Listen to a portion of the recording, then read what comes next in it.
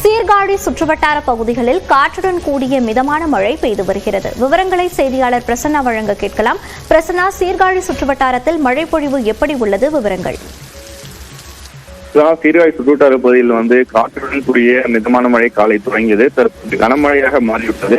அதாவது தமிழக வடகிழக்கு பருவமழை தொடங்கி பெய்து வரும் சூழ்நிலையில் தற்போது நான்காம் சுற்று வடகிழக்கு பருவமழை தொடங்கியுள்ளது. வங்கக்கடலில் உருவான குறைந்த காற்றழுத்த தாழ்வு பகுதி காரணமாக டெல்டா மாவட்டங்களில் இன்று கனமழை பெய்யக்கூடும் என வானிலை ஆய்வு மையம் எச்சரிக்கை விடுத்திருந்தது. இந்த நிலையில சீர்காழி சுற்றுவட்டார பகுதியில் காலை 5:30 மணிக்கு காற்றுடன் கூடிய மிதமான மழை பெய்து வந்தது. தற்பொழுது அது கனமழையாக மாறியுள்ளது. அதாவது சீர்காழி, கொள்ளிடம், வைத்தீஸ்வரன் கோவில் உள்ளிட்ட நகர்பகுதிகளிலும் திருமுல்லைவாசல், பழையார், கூழையார், பூம்புகார் உள்ளிட்ட கடலோர கிராமங்களிலும் தற்போது அது கனமழையாக மாறி பெய்து வருகிறது.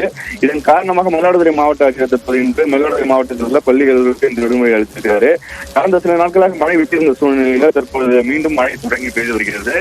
இந்த மழை மீண்டும் நீடித்தால் ஏற்கனவே பயிர்கள் தோலைப்பூச்சி என்ற பூச்சி காரணமாக பயிர்கள் பாதிக்கப்பட்டிருந்த சூழ்நிலை மீண்டும் மழையின் காரணமாக பாதிக்கப்படும் என்ற விவசாயிகள் அச்சத்தில் இருக்காங்க. விவரங்களை வழங்கியமைக்கு நன்றி பிரசன்னா.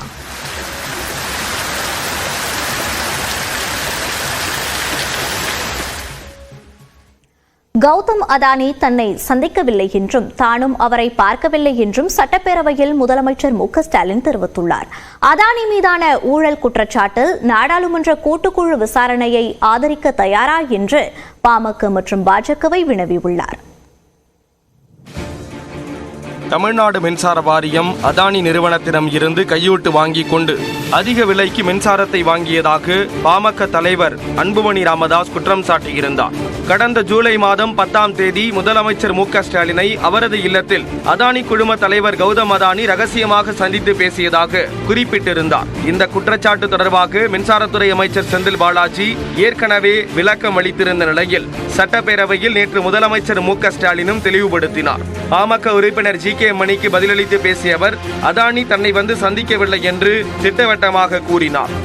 தமிழ்நாட்டில் அதானி குழுமத்தினர் தொழில் முதலீடு குறித்து பொதுவெளியில் வரும் தவறான புகார்களுக்கு நம்முடைய மின்துறை அமைச்சர் செந்தில் பாலாஜி அவர்கள் தெளிவான விரிவான விளக்கத்தை தொடர்ந்து 2-3 முறை விளக்கியிருக்கிறார்கள். அதற்கு பிறகு தொடர்ந்து இதை பற்றி செய்தி வந்து கொண்டுதான் இருக்கிறது. இப்பொழுதும் சொல்கிறோம், எங்களுக்கும் தமிழ்நாட்டுக்கு அதுக்கு எந்தவித சம்மந்தம் கிடையாது. என்னை அவர் சந்திக்கவில்லை, நான் அவரை பார்க்கவும் இல்லை. இதை விட வேறு விளக்கம் தேவையா?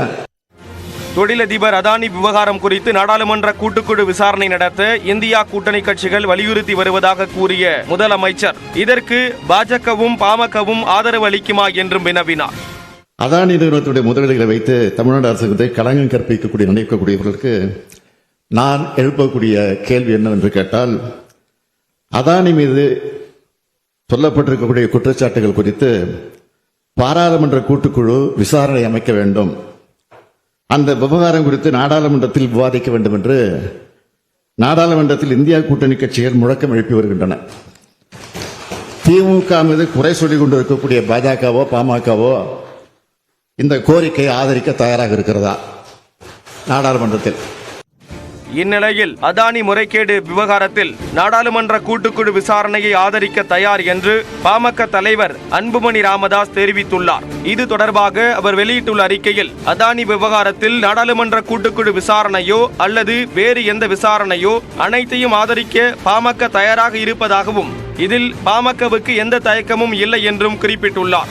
ஆனால் தமிழ்நாடு மின்சார வாரியத்திற்கு அதானி குழுமம் கையூட்டு கொடுத்ததாக அமெரிக்க நீதிமன்றத்தில் தொடரப்பட்டுள்ள வழக்கில் கூறப்பட்டிருக்கும் குற்றச்சாட்டு குறித்து முதலமைச்சரின் பதில் என்ன என்று வினவியுள்ளார். மேலும் இந்த குற்றச்சாட்டு குறித்து சிபிஐ விசாரணைக்கோ அல்லது உச்சநீதிமன்றத்தின் நேரடி கண்காணிப்பில் சிறப்பு புலனாய்வு பிரிவின் விசாரணைக்கோ ஆணையிடுவதற்கு தயாரா என்பதை முதலமைச்சர் அறிவிக்க வேண்டும் என்றும் அன்புமணி ராமதாஸ் வலியுறுத்தியுள்ளார்.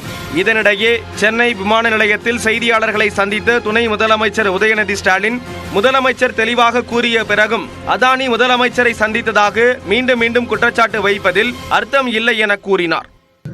மின்சாரத்துறை அமைச்சர் செந்தில் பாலாஜி தெளிவாக சொல்லிட்டாரு. மீண்டும் குற்றச்சாட்டு வைப்பதில் அர்த்தமே இல்லை. தமிழ்நாடு அரசுக்கும் அதானிக்கு எந்த சம்பந்தமும் கிடையாது. முதலமைச்சர்கள் இங்க சட்டசபையில் தெளிவாக சொல்லிட்டார். அதானி விவகாரம் குறித்து விவாதிக்க நாங்கள் தயார் என்றும் உதயநிதி ஸ்டாலின் தெரிவித்தார்.